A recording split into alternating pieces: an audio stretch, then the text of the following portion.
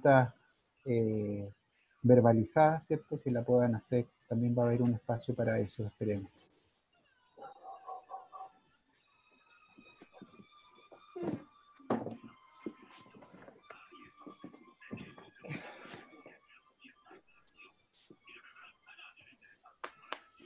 Perfecto.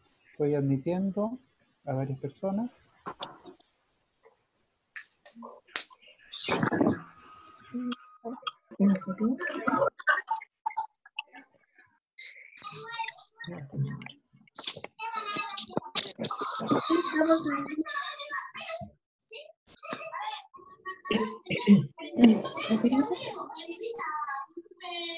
Rafael, ¿te aparece la posibilidad de enmudecer a todos, mutear a todos?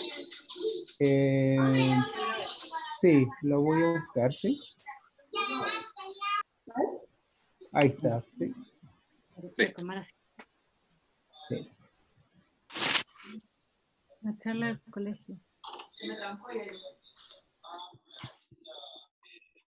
¿Tú pudiste silenciarlo a todos? Porque hay muchos que tienen el micrófono abierto.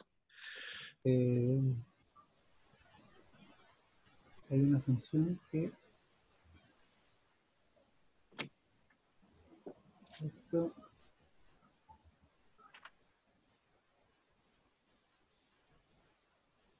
Perfecto.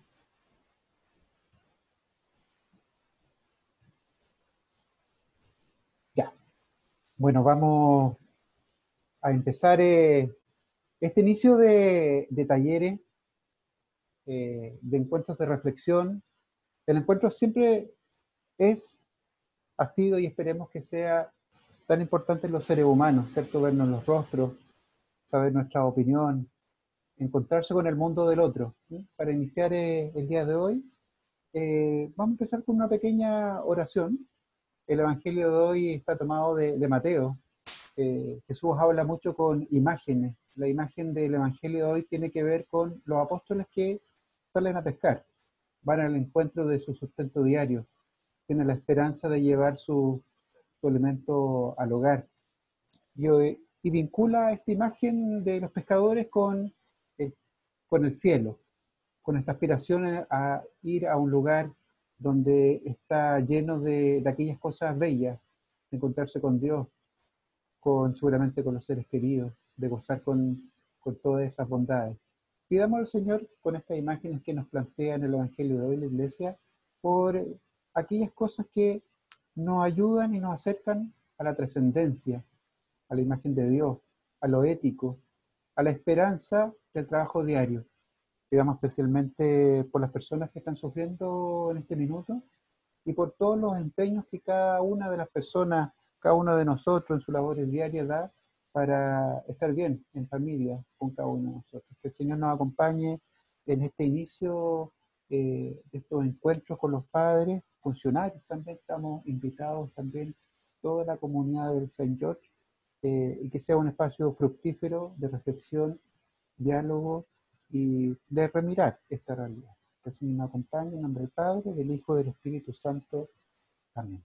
Para dar inicio a este ciclo de talleres, de charlas, de encuentros, estamos hoy con Maximiliano Figueroa. Maximiliano, para aquellos que no lo conocen, es doctor en filosofía de la Universidad de Deusto en España,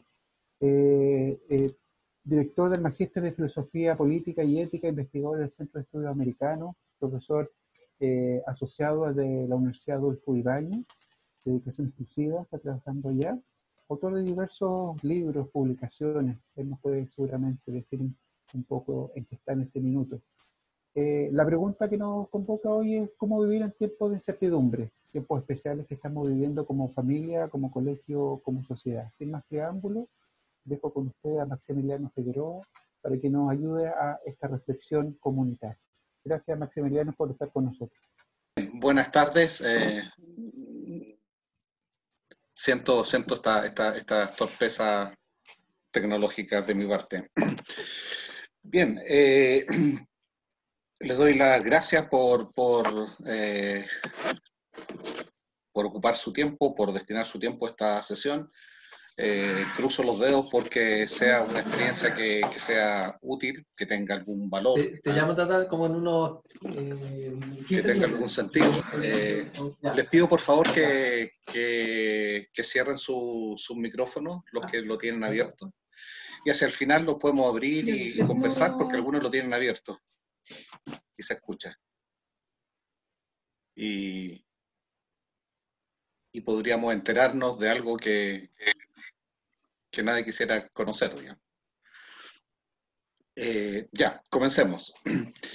Bueno, sí, el tema de la incertidumbre. Yo en este tema tengo una cosa absolutamente cierta, llena de certidumbre, que es el tiempo al que me tengo que demorar, digamos.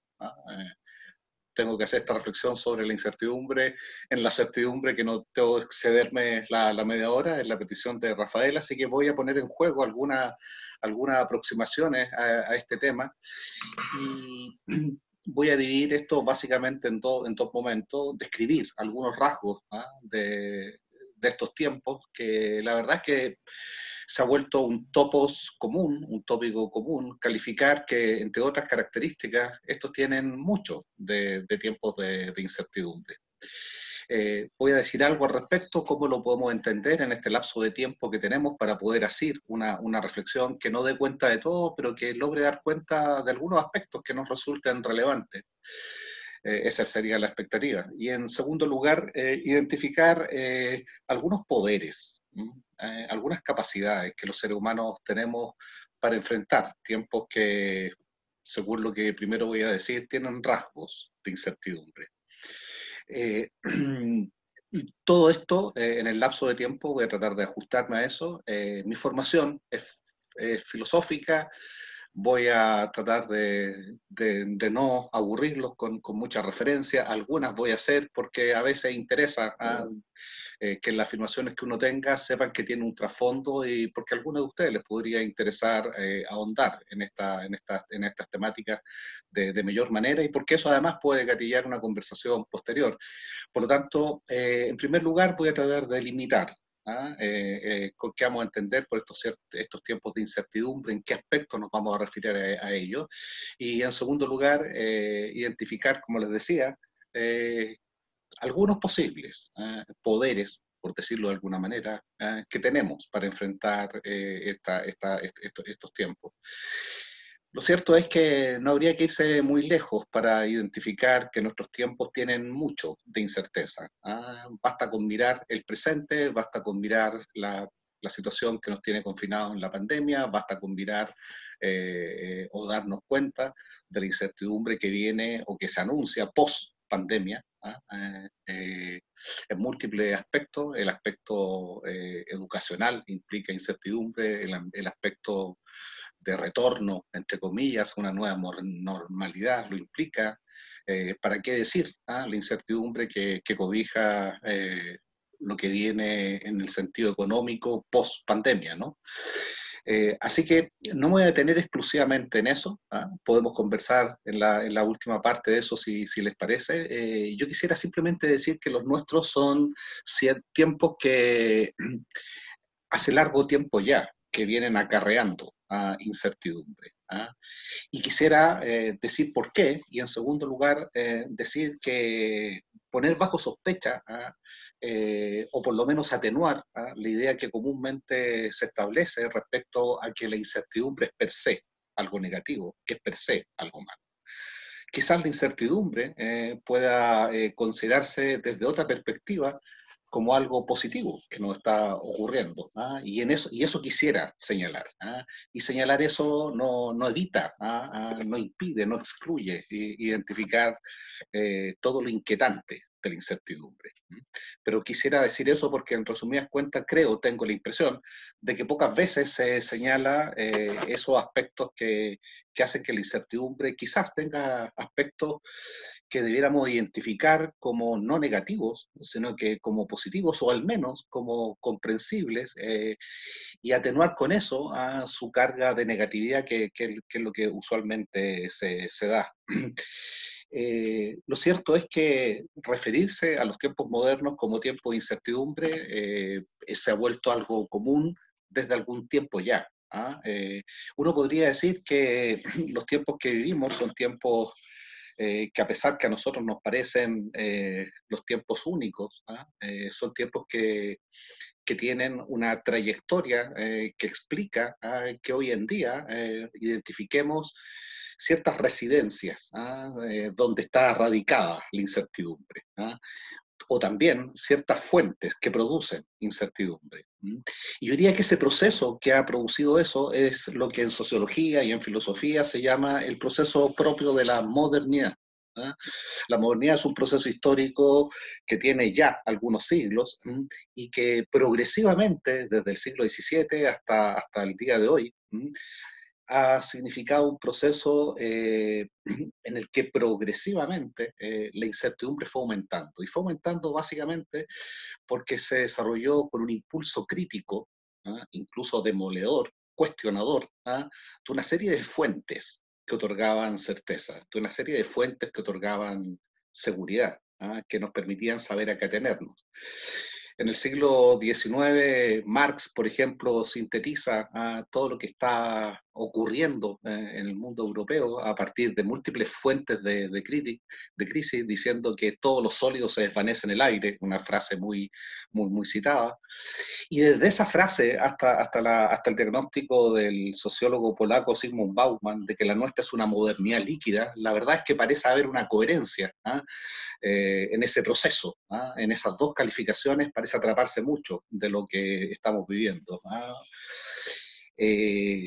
Todos los sólidos se desvanecen en el aire, lo líquido parece caracterizar el ámbito que usualmente tenía solidez y que nos otorgaba certeza, nos otorgaba seguridad. Ahí uno podría identificar ciertas residencias de certeza, ciertas fuentes de certeza. La política, la tradición, la religión, por mencionar solamente algunas. Lo cierto es que hoy en día, ya discutiremos con ustedes si comparten este diagnóstico, esas tres áreas uno podría decir que se han vuelto en este momento fuentes de incerteza. No voy a agregarle económica, pero uno también podría agregarle económica. La dimensión económica, y aquí no implica tomar partido a favor o en contra del modelo que impera en el mundo occidental, pero creo yo que es indiscutible me parece, todo esto es cuestionable, pero me parece que el aumento de la dimensión del fenómeno financiero y de la especulación financiera agrega un elemento importante de incertidumbre. Pero más que detenerme en eso, quisiera detenerme en que los referentes, así los voy a denominar, supraindividuales de sentido en la sociedad moderna, se han vuelto fuentes de incerteza. Y el proceso de la modernidad ha influido muchísimo en eso. Cuando digo proceso de la modernidad, estoy pensando en un proceso donde hay ciertas palabras que lo caracterizan. La modernidad como proceso histórico aplicó crítica, aplicó duda y aplicó sospecha a la tradición, a las fuentes tradicionales de sentido. Y eso lentamente, pero de manera progresiva. Permítanme simplemente mencionar como atajo a los filósofos del siglo XIX como Nietzsche, como Marx, como Freud, Darwin, no todos son filósofos, pero como Kierkegaard, ese abanico de autores, ese abanico de científicos, intelectuales, pensadores, si uno los mira a la distancia, se da cuenta que en el siglo XIX pusieron en un radical cuestionamiento, bases importantes de confianza. Hoy en día, voy a tomar el siguiente atajo, hoy en día uno podría identificar tres zonas de incertidumbre que están en el corazón de sistemas que debieran otorgarnos certeza. En el ámbito político, por ejemplo, la democracia representativa, en el ámbito religioso, también ha habido una crisis de certeza, y en la tradición. Fíjense cómo el lenguaje aquí nos permite tomar un atajo, ¿no? La democracia representativa, precisamente en ese carácter, se ha vuelto una fuente de incerteza. Si hay algo que está en discusión, no solamente en Chile, sino que a nivel mundial, es el carácter de la representatividad. Voy a acotar básicamente, muy brevemente esto, señalando que esa representatividad parecía como indiscutible, tenía algunos problemas, tenía algunas averías, cuando el esquema social, el contexto de la sociedad moderna todavía era, estoy tomando solo atajos, era un contexto análogo. Cuando la esfera política se desenvuelve en un contexto de desarrollo de las tecnologías comunicacionales digitales, el concepto de representatividad se vuelve conflictivo, se vuelve dificultoso. Si a eso le suma todos los problemas interiores de corrupción en el mundo político, uno ahí reconoce una fuente de incertidumbre. Esto no es menor, no vamos a hacer una exposición política, pero esto no es menor porque la política siempre ha sido, en su mejor versión, una forma de canalizar incertidumbre y de articular convivencia. En segundo lugar, la religión también sabemos que está maltrecha, que se ofrece como una fuente de sentido que está en una suerte de crisis. Esa crisis durante la modernidad se anunció. Quizás el autor más radical en señalar o en anunciar o en provocar, como ustedes quieran, esa crisis, fueron los autores del siglo XIX, como Kierkegaard, como Nietzsche, como Marx. La idea de Nietzsche, de que Dios ha muerto, aludía a la idea de que la modernidad comportaba en su desarrollo interno el término de una organización religiosa de la religión. La frase de Nietzsche siempre se ha malinterpretado. Nietzsche, básicamente, entendido desde un punto de vista histórico posterior, uno podría decir que lo que hizo fue adelantarse al diagnóstico de que no es que la sociedad expulsara la religión, terminara con la experiencia religiosa, pero sí lo que anunció es algo que hemos verificado, creo yo, lo someto a discusión. Lo que anunció fue el término de la organización religiosa de la sociedad.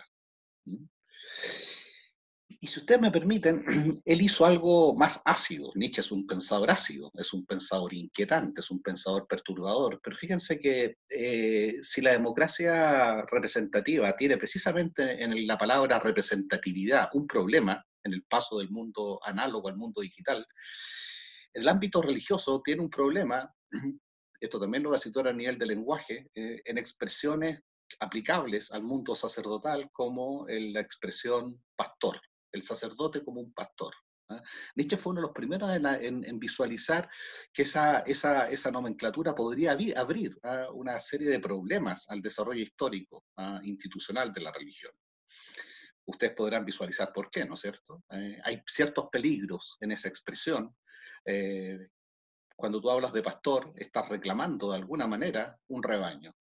Y eso que metafóricamente puede ser muy poético, muy inspirador y ha tenido unos sentidos muy positivos a lo largo del tiempo, sobre todo el desarrollo de una cultura moderna donde se desarrolla el espíritu crítico, la autonomía individual, el valor de ser un individuo, eso cobija una serie de problemas.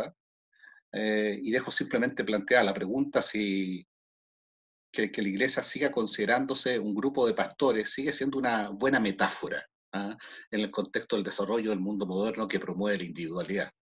Si hay un pastor, siempre tiene al frente un rebaño, con lo que implica de pasividad.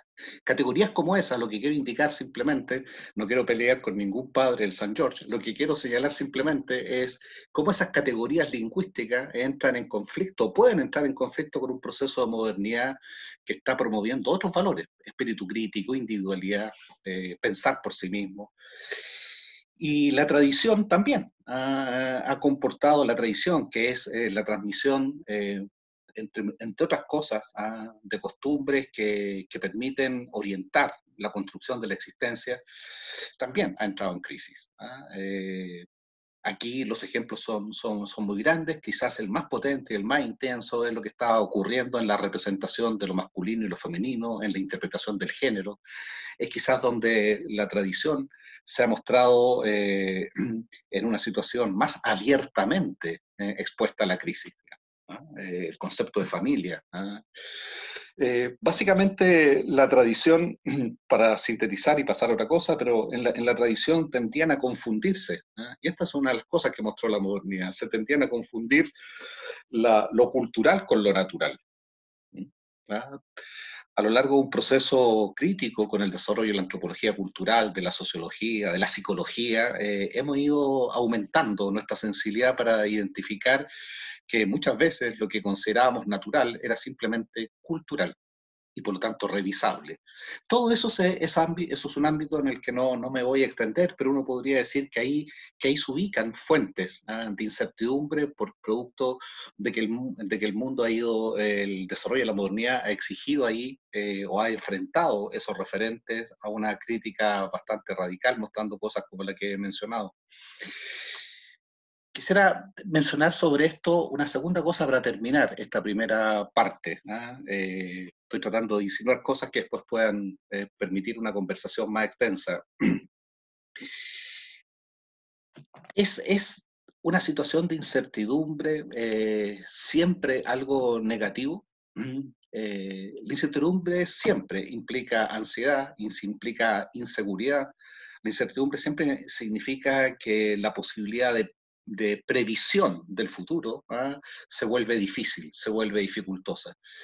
Yo lo que quisiera detenerme es en indicar que quizás si vivimos tiempos de incertidumbre sería bueno pensar que eso quizás se deba a que las certezas en las que estábamos merecían ser revisadas. Se habían vuelto insuficientes por distintas razones. Se habían vuelto insuficientes porque no lograban cobijar, acoger los cambios de la realidad. Se produce un desfase entre lo que las fuentes de sentido, la política, la tradición, la religión, lo que esas fuentes de sentido lograban orientar, lograban explicar. Impresión de que cuando la modernidad cambia en una serie de facetas, se tiende a producir un desfase entre esos esquemas de comprensión y de explicación. Y estos fenómenos que no logran ser acogidos en ese esquema. Y que por lo tanto, los tiempos de incertidumbre pueden ser tiempos en los que nos plantean la necesidad de un nuevo encaje, de repensar los nuevos desafíos que nos pone la realidad. Una de las cosas importantes que producen los tiempos de incertidumbre es que terminan reconociendo o haciéndonos reconocer que estamos exigidos a realizar ejercicios de comprensión. Los tiempos de incertidumbre, lo digo de otra manera, suelen ser de incertidumbre porque las respuestas que teníamos no sirven para explicar, no sirven, ya no operan útilmente para explicar problemas emergentes, problemas nuevos.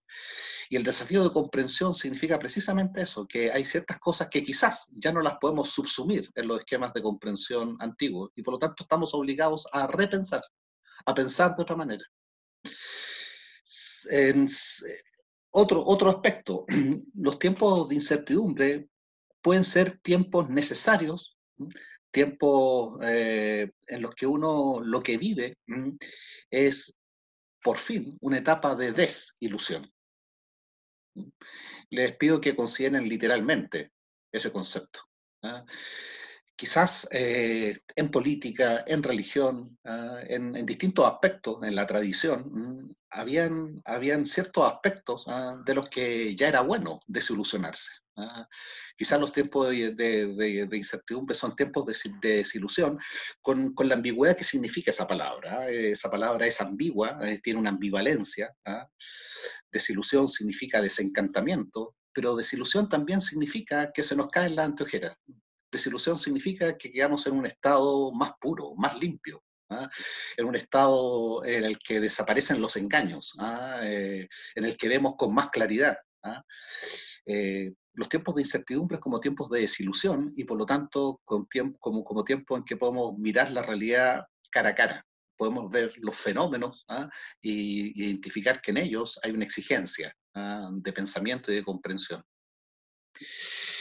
Y lo otro, y por lo tanto, los tiempos de incertidumbre pueden ser positivos. Uno no puede vivir todo el tiempo en un estado de ilusión. Por favor, tomen la palabra ilusión en su sentido negativo.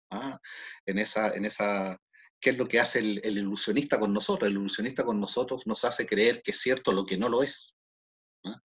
El estado de ilusión como un estado en el que estábamos en respuestas falsas, en respuestas en las que aplicábamos un cierto automatismo. Salir de un esquema de desilusión significa por fin enfrentar la realidad. Por fin enfrentar la realidad. Es como la experiencia de salida de un mal amor, ¿no? Todos sufren un mal amor, pero después en algún momento terminan descubriendo que por fin salieron de ese mal amor, digamos. Se les cayeron las anteojeras y ven la realidad como tenía que ver. Otro elemento, estar en un estado, en un contexto de incertidumbre significa que hay pocas certezas disponibles y que las certezas quizás están adelante. Significa que estamos en una etapa susceptible a la sorpresa, susceptible a la novedad, susceptible a la conquista de nuevas certezas, de nuevas comprensiones. Y por lo tanto, el desafío de generar en nosotros una actitud de disposición a lo nuevo, una actitud de apertura. Me gusta usar esta palabra, quedaría para mucho, pero una suerte de hospitalidad a las solicitudes de la realidad, a las cosas nuevas o a los nuevos sentidos que la historia ha puesto en juego. Una pequeña detención. En los tiempos de incertidumbre, paradójicamente, lo que prevalece en la sociedad no son tanto las posiciones escépticas. En los tiempos de la crisis de Grecia y en los tiempos de la crisis de Roma, crecieron las escuelas del escepticismo. Los escépticos básicamente, hay un escepticismo sano que significa ser cauto, ser precavido en los juicios que uno toma, no ser absolutista en los juicios que uno toma. Pero lo que suele ocurrir en los tiempos de incertidumbre es que aparecen las posiciones extremas, las posiciones radicales. El viejo Aristóteles decía que todos los hombres desean por naturaleza saber. Yo quisiera encontrarle la razón, pero después de tantos años dedicado a esto, me he dado cuenta que los seres humanos, puedo estar equivocado, aquí nuevamente tienen un punto de conversación y de diferencia. Los seres humanos no es tanto que quieran el saber, no es tanto que quieran la verdad, sino que los seres humanos también están movidos por el deseo de salir de la incertidumbre. La incertidumbre nos produce agobio, nos produce incluso angustia, nos produce ansiedad, nos produce irritación. Nadie quiere dudar mucho tiempo en la duda, necesitamos saber a qué atenernos. Y cuando eso sucede, el impulso a aferrarnos a una creencia que nos dé seguridad, que nos blinde frente a la incertidumbre o frente a la duda, aparece como una gran tentación. Y por lo tanto estos son tiempos en que las posiciones radicales y las posiciones extremas, las posiciones partisanas, pueden aparecer especialmente atractivas en los tiempos de incertidumbre. Más que volverse entonces tiempos proclives para la conversación, para la búsqueda de verdades comunes, pueden ser tiempos en que las posiciones más radicalizadas aparecen porque aparecen como un refugio a la incertidumbre. Lo digo de otra manera. Los tiempos de incertidumbre pueden ser para muchos seres humanos tiempos inaguantables, tiempos insoportables. Hay un autor que les puedo sugerir que se llama Charles Sanders Peirce, que señala que hay ciertos métodos que los seres humanos usan para fijar la creencia y para librarse de la incertidumbre. Uno de esos métodos es el método de la tenacidad. Llegar a una verdad y aferrar a una creencia y aferrarse a ella a cualquier precio. Y cuando llego a esa creencia que me da seguridad, que me da cobijo, por ejemplo, el consejo para mantenerse, el método de la tenacidad consiste en dejar de leer libros que planteen una idea contraria a esa idea, dejar de leer periódicos contrarios a esa idea, y buscar simplemente circuitos que permitan la reafirmación de lo que ya pienso, reafirmación de lo que ya creo.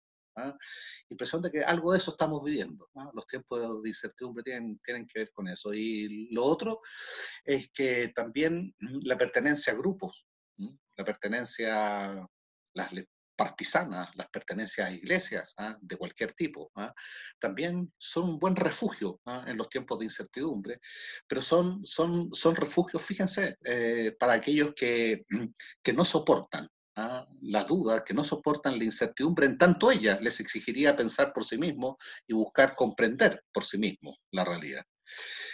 Esa es la primera parte que quisiera presentar, y ahora brevemente, creo que estoy bien en el tiempo, un poquito pasado, detenerme en algunas sugerencias para enfrentar los tiempos de incertidumbre. La primera,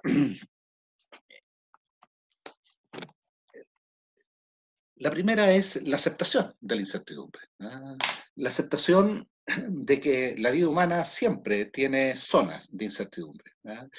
Que solo un ser humano que es algo más que un ser humano podría aspirar a una situación distinta, que lo humano es precisamente una convivencia con la incertidumbre. Decía Isaiah Berlin que nadie puede prever las consecuencias de las consecuencias. Consecuencias de consecuencias se vuelve algo que se nos escapa a la visión. La aceptación, yo diría, crítica de la incertidumbre.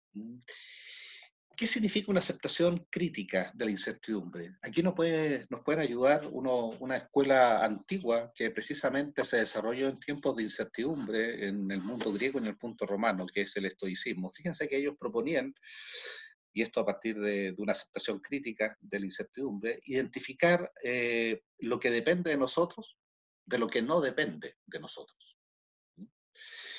Fíjense que esto daría para una hora entera de conversación. Al que le interese puede leer el manual de vida de Epícteto.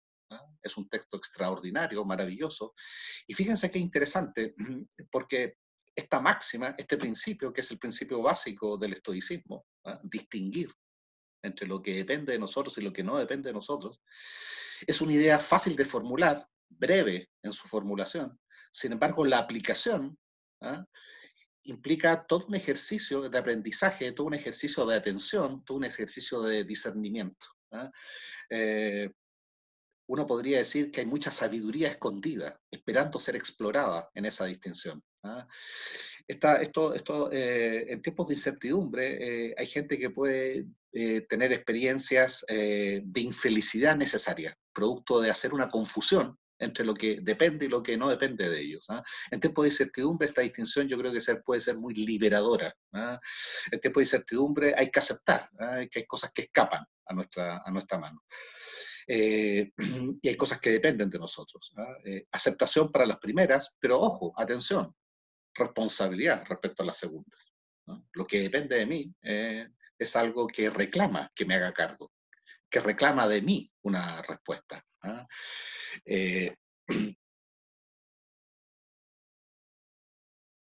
Una tercera sugerencia que uno podría dar en los tiempos de incertidumbre es vivir con sinceridad. Fíjense, vivir con sinceridad. Quisiera recuperar la palabra sinceridad. La palabra sinceridad significa sine cera. Sine cera. Es decir, sin cubrir las cosas.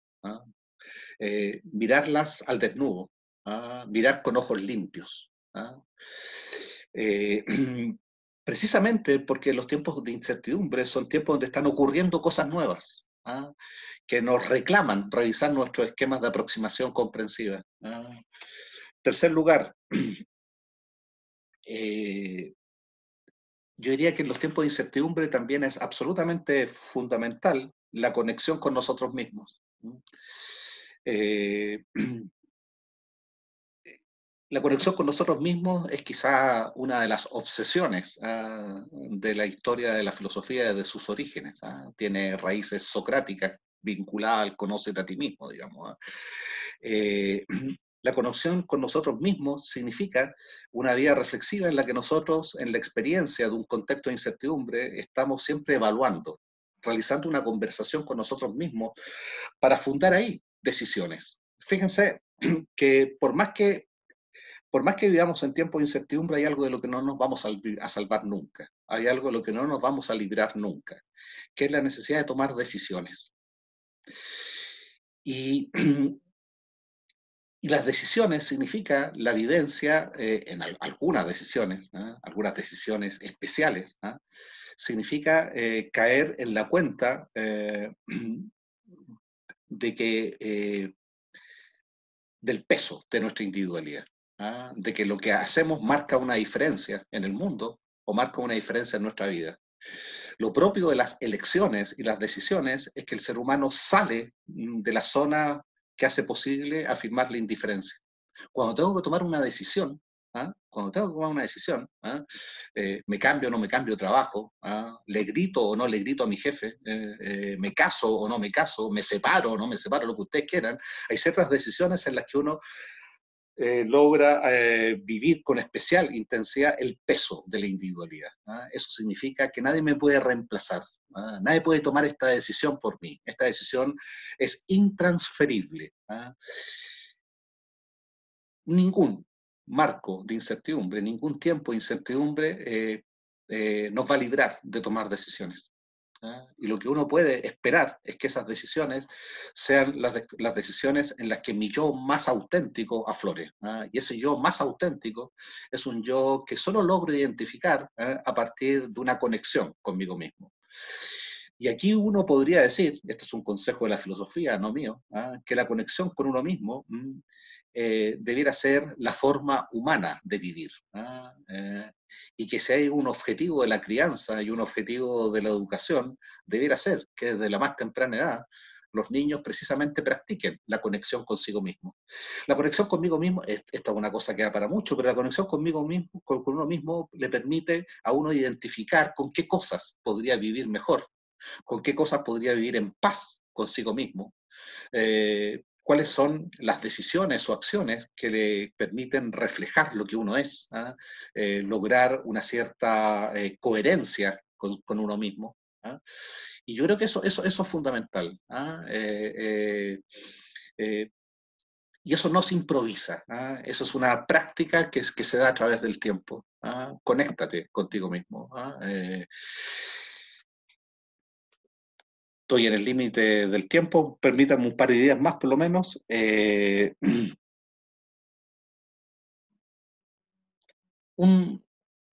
Permítame otro rasgo que permite moverse en tiempos de incertidumbre. Yo creo que todos los tiempos son tiempos de incertidumbre. Quizás los nuestros han intensificado eso porque estamos en un proceso de cambios de paradigma, pero sí hay, y esto lo tomo de una corriente filosófica que es el pragmatismo norteamericano, que surgió en el contexto de la guerra civil norteamericana. Está también en un filósofo de la ciencia que se llama Karl Popper, que es la idea del falibilismo. Yo diría que en cualquier época, que en cualquier momento de la vida, pero quizás especialmente en los tiempos de incertidumbre, identificar el falibilismo como una virtud intelectual y como una virtud existencial, como una virtud ética, es aconsejable. El falibilista no es un indiferente, el falibilista no es un escéptico, el falibilista es un sujeto que necesita tomar posición porque la vida hay que hacerla. El falibilista simplemente es un sujeto que se toma en serio su finitud, que se toma en serio la imperfección de su razón, que toma en serio su pertenencia a un horizonte histórico de conocimiento, a un horizonte histórico de pertenencia. El falibilista es un sujeto que sabe que su perspectiva es siempre eso, una perspectiva. Hay una frase de un filósofo norteamericano que se llama Hilary Putnam que dice: nadie tiene la perspectiva del ojo de Dios.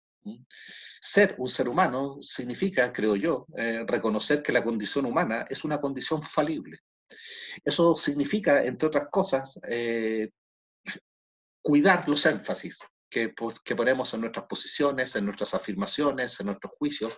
Cuidar el énfasis no significa no tener convicciones, significa estar dispuesto a revisarlas, estar dispuesto a rectificarlas, estar dispuestos a reconocer que son convicciones que he logrado a partir de quién soy, a partir de la historia que tengo, a partir del puesto que ocupo en la historia, en la sociedad, en mi vida, pero a reconocer que esos juicios que tengo no pueden ser absolutos por la sencilla razón de que son juicios que pueden ser perfeccionados por otros juicios, que pueden ser rectificados en el futuro, que no puedo tener una posición pétrea porque la vida va fluyendo.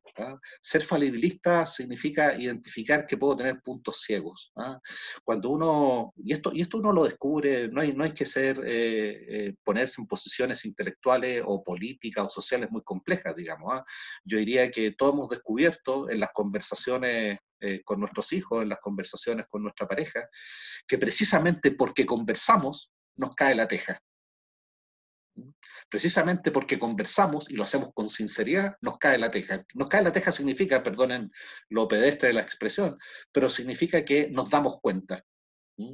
La conversación como un proceso en el que caemos en la cuenta, de que había algo que no estábamos viendo, de que había algo que se nos escapaba a la mirada, de que tenemos puntos ciegos. En tiempos de incertidumbre, ser falibilista significa estar dispuesto a tomar una posición y al mismo tiempo estar dispuesto a perfeccionarla, a revisarla, a rectificarla. Significa aceptar que no tengo una posición, un punto de vista absoluto. Absoluto significa absuelto de determinaciones. La verdad es que todos nosotros, si somos sinceros con nosotros mismos, nuevamente el concepto de sinceridad, buena parte de las decisiones que tomamos, buena parte de las preferencias que tenemos, anidan en una ruta biográfica, en una historia personal. Bueno, estamos rodeados, y aquí hay otro tercer elemento que podría ayudar en los tiempos de incertidumbre, que es la pluralización de la existencia, la pluralización del tiempo. Esto significa la relación con otros, la apertura a otras experiencias, la apertura a otras rutas existenciales. La conversación, por ejemplo, como una de las experiencias no solamente más placenteras, sino como una de las experiencias en las que uno puede, yo creo que todos hemos tenido, la posibilidad de vivir la experiencia de precisamente lo que estamos hablando, de otros tiempos vitales que cobijan otras experiencias que sin esa conversación no serían accesibles a mí. Los seres humanos somos falibles, los seres humanos tenemos perspectivas, los seres humanos tenemos posiciones, pero que son en gran medida, en grandísima medida, esto lo ha mostrado la psicología, lo ha mostrado la sociología, pero en gran medida producto de nuestras rutas biográficas, producto de nuestra historia personal. Todos tenemos la experiencia que cuando queremos que una persona que nos importa nos entienda, nos comprenda, eso pasa inevitablemente por contarle momentos de nuestra historia personal, de nuestra biografía personal, claves, porque somos producto de esa biografía. Bueno, eso no ocurre a nosotros, pero le ocurre a otros seres humanos. Otros viven otros tiempos, le ocurren otras cosas, una forma de ampliar nuestra comprensión, una forma de ganar cuotas mayores de certeza, está precisamente en la vinculación dialógica, conversacional con otros seres humanos. Y en ese sentido plurificar la existencia. Y termino con esto. Hay dos poderes que los seres humanos también tenemos, bueno, hay muchos, pero dos poderes que los seres humanos tenemos para enfrentar la incertidumbre. Uno de esos poderes se llama la dimensión ética y el otro poder se llama la dimensión política. La dimensión ética significa que los seres humanos somos seres capaces no solamente de actuar por lo que es, sino que actuar por lo que debe ser. Somos seres capaces de actuar no guiados por nuestra emoción, no guiados por nuestro instinto, ni siquiera por el instinto de sobrevivencia, que quizás es el instinto más radical, más profundo que tenemos los seres humanos, de actuar no solo bajo el imperio de la pasión. El poder ético significa una prueba de la libertad en el mundo. Los seres humanos podemos atenuar la incertidumbre a partir de nuestra conducta individual, haciendo a través de nuestra conducta individual que crezcan los marcos de certeza en las relaciones que establecemos con otros. La ética tiene que ver con eso, con la capacidad del ser humano de instalar a través de la acción concreta, de la conducta en el mundo, un sentido distinto, un sentido nuevo, que nos hace incluso predecibles. Existe mucho la frase de que yo no meto las manos al fuego por nadie, pero yo tengo la esperanza de que ustedes tengan algún amigo, ni siquiera voy a decir la pareja, pero tengo la esperanza que tengan algún amigo respecto al cual ustedes puedan decir, yo por él meto las manos al fuego. Si uno puede decir eso, es porque precisamente está identificando en ese sujeto, en esa persona, esta dimensión moral, que es independiente de las circunstancias, de los contextos, que es una persona capaz de autodeterminarse por lo que considera correcto. La capacidad moral significa eso, que podemos introducir un sentido de lo bueno, un sentido de justicia, un sentido de lo recto, un sentido de lo honesto, que va otorgándole mayor certidumbre al mundo. Y la política es lo mismo. Si la ética es la prueba de la libertad en el mundo, somos libres, no solamente somos seres instintivos y egoístas, somos capaces de actuar más allá del egoísmo y del instinto, y eso significa somos seres morales, éticos. La política también es eso, la política es una prueba de la libertad del hombre en el mundo. La política significa que los seres humanos son capaces de domesticar la incertidumbre. Una filósofa alemana maravillosa decía que eso pasa porque en la política los seres humanos somos capaces de llegar a acuerdos y de hacernos promesas. Las promesas en el plano individual, en el plano de la relación con otro, pero también en el plano social, las promesas, ¿ah?, hechas con autenticidad, ¿ah?, las promesas que realmente nos implican, nos involucran, significan una forma de atenuar lo imprevisible del futuro. ¿Ah? El futuro nunca se puede predecir del todo, pero uno puede colonizar cuotas de certidumbre respecto al futuro a partir de las promesas. ¿Ah? Que son acuerdos respecto a lo que esperamos que sea. ¿Ah? Y termino con esto, ¿ah? La esperanza, hay un autor que se llama Gabriel Marcel que hablaba de una esperanza activa. ¿Ah? Cuando uno identifica que hay ciertas cosas que quiere, eso se puede vincular con una esperanza no ingenua, ¿ah?, sino que con una esperanza que pase bajo el criterio de lo factible, de lo posible, pero que sea activa. Solo así tiene sentido la esperanza. La esperanza activa no es un mero esperar, no es un pasivo esperar, sino que es un esperar que compromete la acción en el presente. Si yo quiero algo, si yo espero algo, porque tiene una dimensión de valor, de jerarquía mayor, ¿ah?, y lo quiero de verdad, eso debería comprometer mi acción ahora.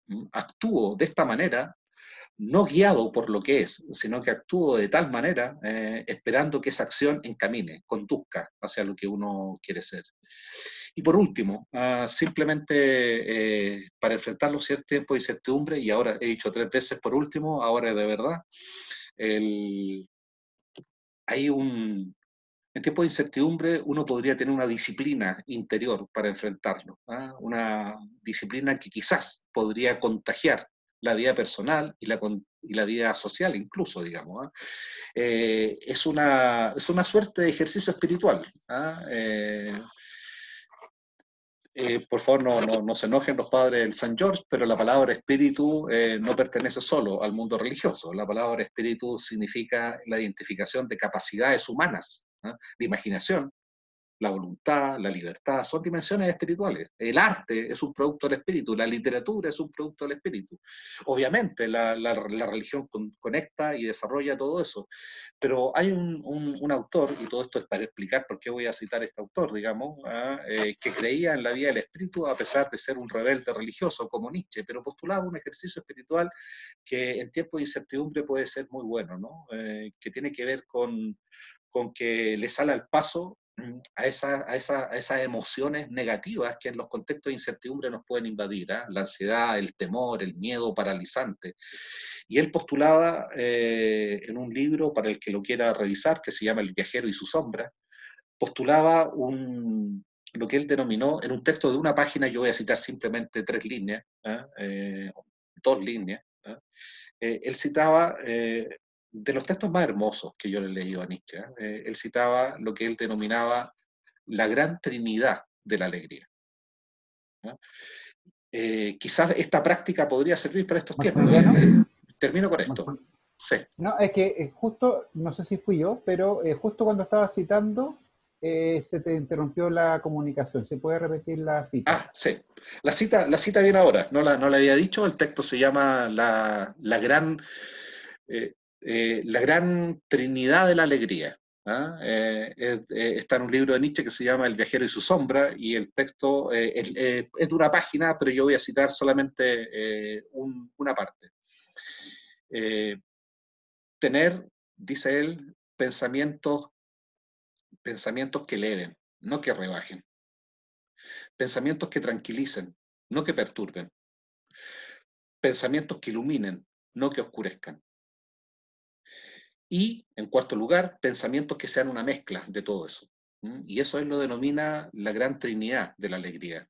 Uno podría decir, pero no sé qué les parecerá, pero que esa zona que señala Nietzsche, pensamientos que eleven, no que rebajen, que tranquilicen, no que perturben, que iluminen, no que oscurezcan, descansan en uno de los poderes del espíritu, en la capacidad de mentalizarse positivamente, afirmativamente, sin succionar de los tiempos de incertidumbre todo lo que puede ser paralizante y negativo.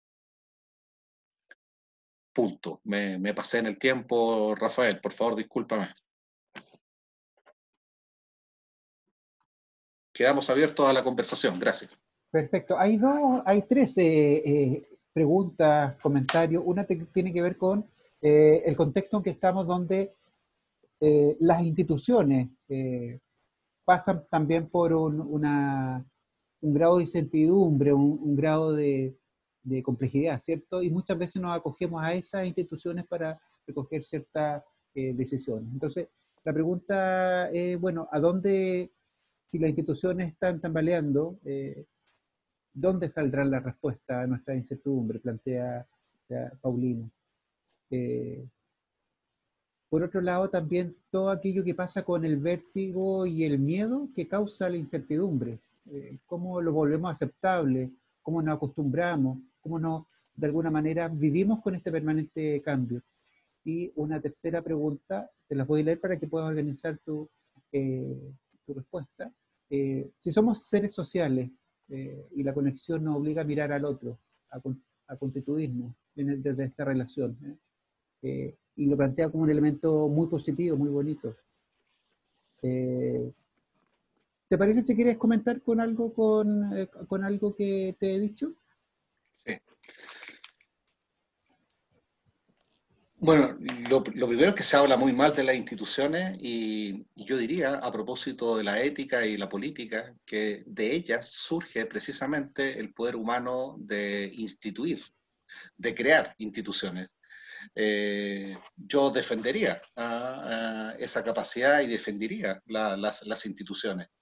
Pero creo que la pregunta va dirigida, porque las instituciones son formas de dar cauce a la vida y dar cauce a la convivencia. El punto está en que las instituciones pueden anquilosarse, el punto está en que las instituciones pueden vaciarse de significado, el punto está en que las instituciones pueden desconectarse del sentido que que les otorgó existencia. Y es por eso que yo aquí simplemente quiero defender las instituciones para no caer en el anarquismo. Yo más bien desconfío del anarquismo. Yo creo que las instituciones son una gran creación de los seres humanos, pero están siempre expuestas a la corrupción, al vaciamiento de sentido, y en esa perspectiva yo lo que postularía sería la necesidad de recrear las instituciones, de modificar las instituciones. Las instituciones no son edificios, las instituciones son precisamente consolidados de los imaginarios que una sociedad tiene de sí misma y de respecto a la vida que quiere vivir. He mencionado dos ejemplos, ¿no? La democracia representativa es una institución, pero es una democracia que ha entendido la representación de manera defectuosa. Ha entendido la representación como una forma de despolitización. No hay nada más peligroso, permítanme que me ponga un poquito político, no hay nada más peligroso en una sociedad que cuando esa sociedad se despolitiza, porque la alternativa a la despolitización no es desconocida. La alternativa a la despolitización es muy conocida. Esas alternativas se llaman desde lo más suave, lo más, entre comillas, inocuo, el populismo, hasta llegar a los totalitarismos. El desafío que vivimos, por ejemplo, en la institucionalidad democrática es un desafío de reimaginar el concepto de representatividad. La forma más económica que se me ocurre es precisamente cómo repensarla en un contexto de ciudadanía que está despierta, que tiene recursos digitales para expresarse. Y decía también, de forma muy económica, no será la iglesia, por ejemplo, que ha estado muy silenciosa en todo este tiempo, la posibilidad de revisar, revisar incluso nociones como la que les mencionaba, ¿no? La noción de pastor, ¿no? Habrá que revisar eso, entre otras cosas, digamos. Perdón, esto es para lo que a los que les incomoda ser tratado como rebaño, ¿verdad? La frase de Nietzsche es que el placer de ser rebaño es más antiguo que el placer de ser un yo. Pero un producto de la modernidad es precisamente que los sujetos, lo que aspiran, o debieran aspirar, ese gran impulso de la modernidad, es hacer un yo, es hacer un individuo. Y yo creo que las instituciones del presente y del futuro deberían ser instituciones que no inhiban eso, sino que lo promuevan. Y en ese sentido, instituciones mucho más participativas, mucho más horizontales, menos verticalistas, instituciones menos dogmáticas, más flexibles, con más espacio al diálogo, a la discusión, a la crítica. En resumidas cuentas, instituciones más sanas, instituciones menos autoritarias, instituciones más valientes, digamos, susceptibles a recibir la realidad y los cambios de ella. Aquí hay una pregunta bien interesante, hay varios comentarios de felicitaciones, Maximiliano, pero uno tiene que ver con la creatividad en tiempos de incertidumbre. ¿Qué opinas tú de la creatividad en este contexto? Puedo poner no lo pensaba hacer porque me da vergüenza, pero voy a vencer la vergüenza. Les voy a pedir excusa a todos los que no les guste el fútbol o lo odien, pero quisiera mostrar un video de 30 segundos, una escena de fútbol, donde alguien, fíjense, resuelve la incertidumbre y lo hace con creatividad, si usted me permite, tío. Y después podríamos conversar la posible conexión de ese video con lo que estamos conversando. ¿Me dan permiso? Dale, es de fútbol, ¿eh?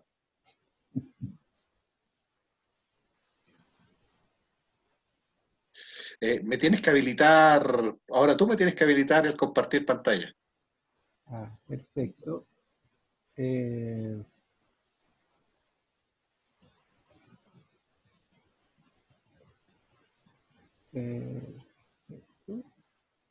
Ya.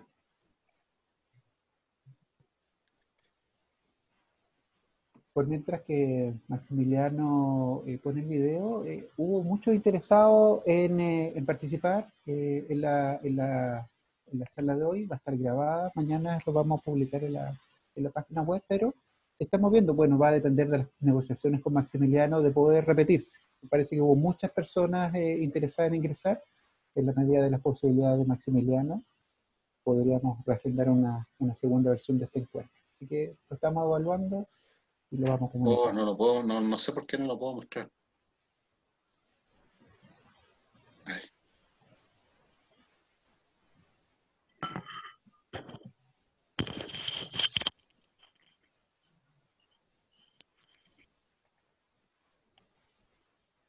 Ya.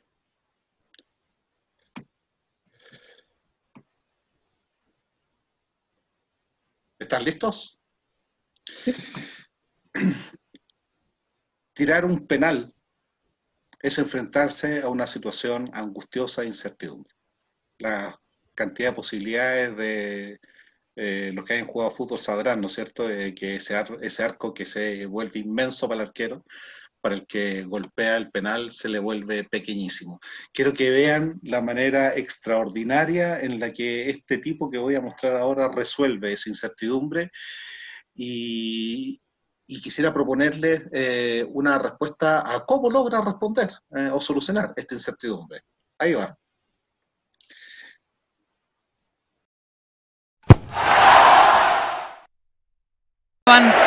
Y que todo Chile deseaba, tiene la gran oportunidad de quedarse con la portada, de hacer historia, de darle a Chile su primera Copa América. Mirá vos, el destino, la chance que le da Alexis. Alexis, señores, la chance para ser campeón Chile de la Copa América contra Romero.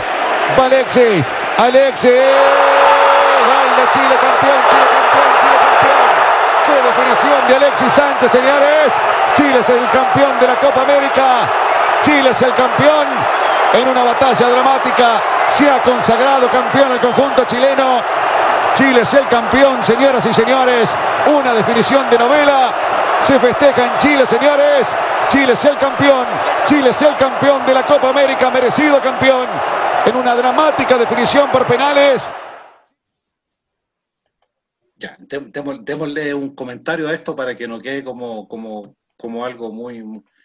Fíjense, fíjense, bueno, el concepto de incertidumbre queda clarísimo ahí, pero quisiera que, es un concepto de incertidumbre muy acotado en un contexto específico, pero fíjense, está obligado a tomar una decisión.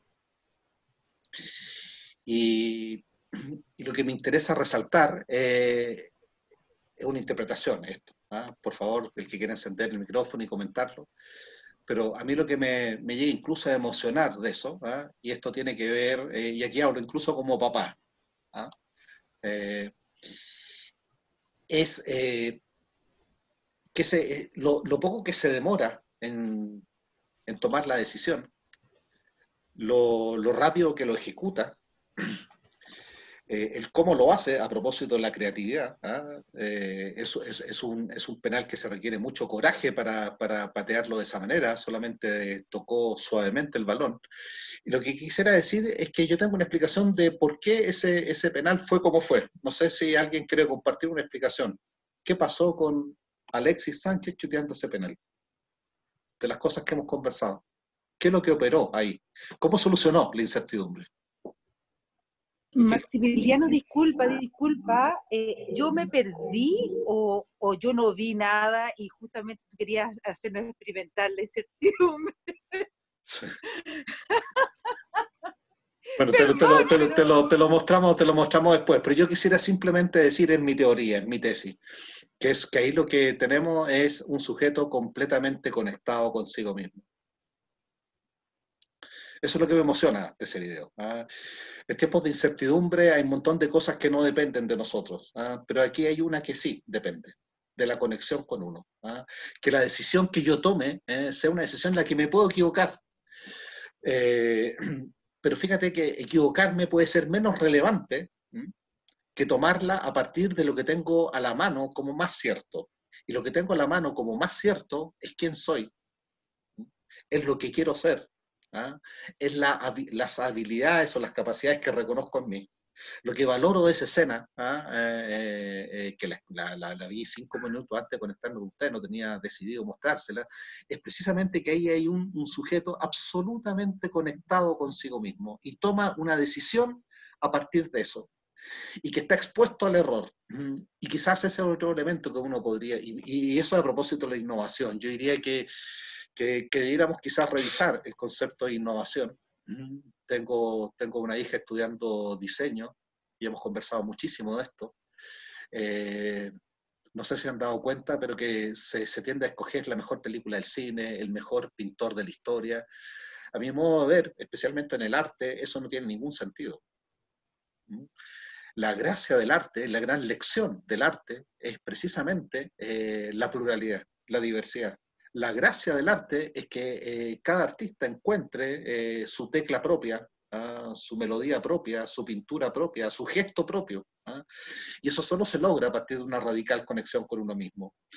Y esta escena que les mostré es bastante excepcional, pero fíjense que ese muchacho que se conecta consigo mismo, que chutea el penal de una manera absolutamente imprevisible, novedosa, impredecible, y que se demora muy poco rato, mira y decide, es una cosa de segundo, está conectado con él mismo. Fíjense lo más notorio, ¿no? El efecto que produce socialmente. No quiero exagerar, pero yo diría que esto tiene que ver con mi convicción como papá, digamos, que quizás nuestro gran desvelo en la formación de nuestros hijos debiera quizás ser ese, digamos, que descubran cómo tienen que chutear el penal, digamos, que estén conectados consigo mismo cuando les toque la decisión. la de escoger trabajo, la de escoger profesión, la de escoger con quién se casan, que estén conectados consigo mismos en todo lo que hagan y que quizás eso puede hacer estallar el estadio, digamos. Eso es lo que aporta al desarrollo de una sociedad, digamos. Personas que logran hacer la jugada, por más sencilla que sea, pero que les pertenece, que les es propia. Yo creo que eso es lo que... quizás lo que todos deberíamos aprender del arte. Existe, no sé si han visto, existe una película al respecto de Jackson Pollock, el pintor, que vive absolutamente torturado porque cada pintura que hace, la gente se la alaba, pero él termina identificando que cae en el universo de las cosas que ha explorado Picasso, que ustedes saben, Picasso prácticamente abarcó todas las posibilidades del arte, incursionó en casi todas, y destruye todos sus cuadros, Jackson Pollock, hasta que llega a su pintura propia.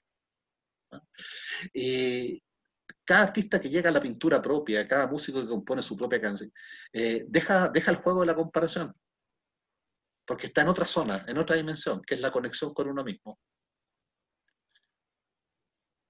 Yo diría, a propósito de la innovación, de la creatividad, que eso es, digamos, que eso es. Los tiempos de incertidumbre siempre son tiempos donde lo nuevo está a punto de aparecer y uno debería estar preparado para identificarlo. Pero además son tiempos en los que uno no puede dejar de tomar decisiones y quizá uno puede aportar con innovación, entre comillas, con novedad, entre comillas, siendo simplemente lo que uno es. Pero eso es imposible sin estar conectado con uno mismo.